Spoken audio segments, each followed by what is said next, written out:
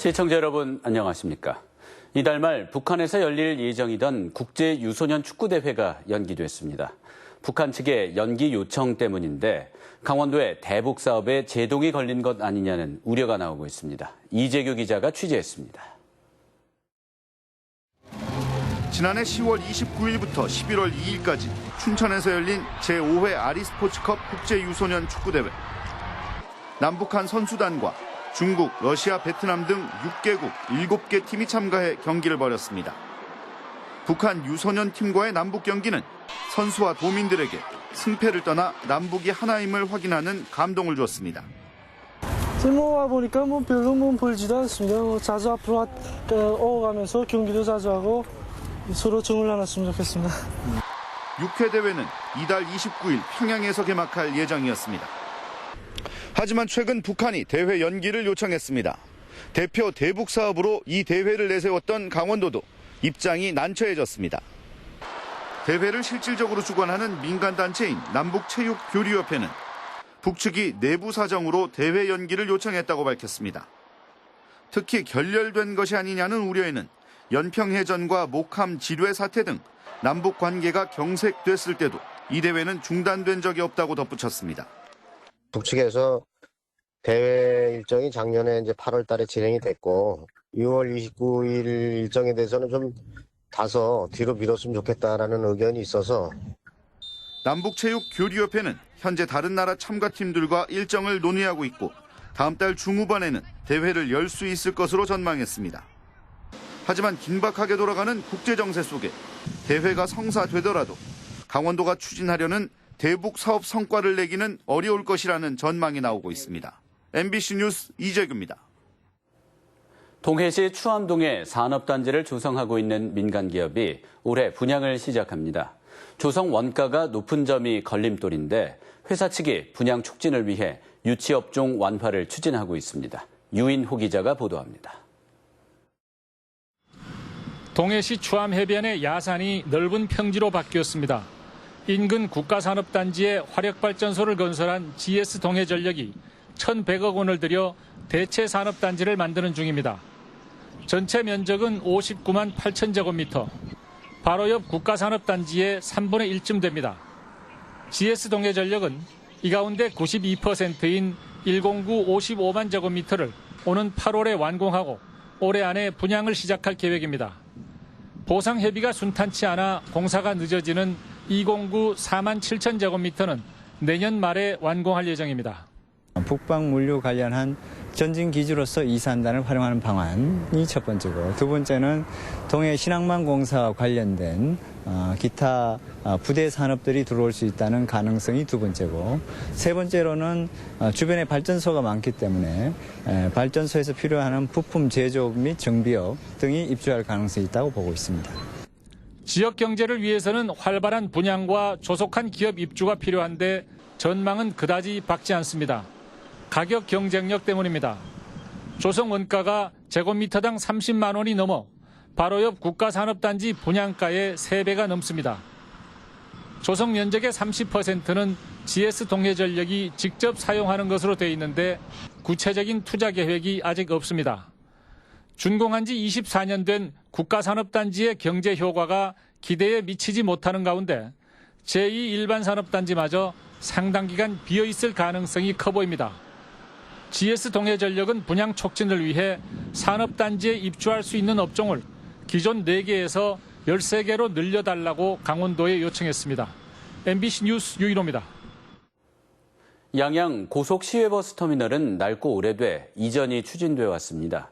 20년을 끌어온 터미널 신축 이전 사업이 최근 진출입로 문제가 해결돼 속도를 내게 됐습니다. 황병춘 기자입니다.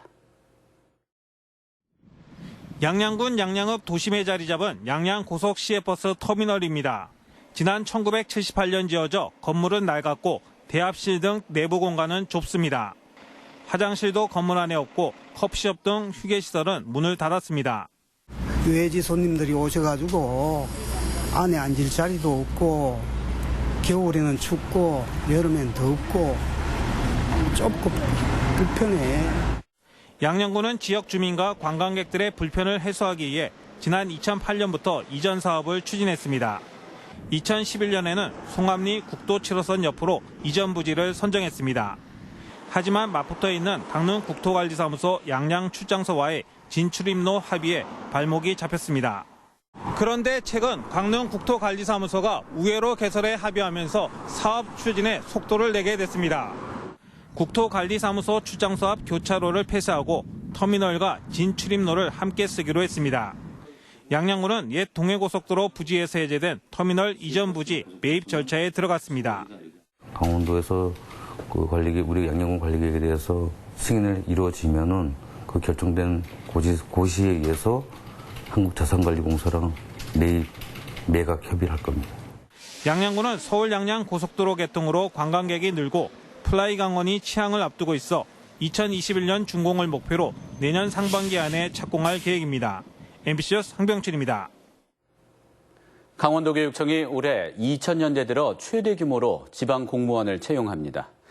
강원도교육청이 공고한 2019년도 지방공무원 신규 임용 계획에 따르면 교육행정과 사서, 보건 등 8개 직렬에 모두 275명을 선발할 예정입니다.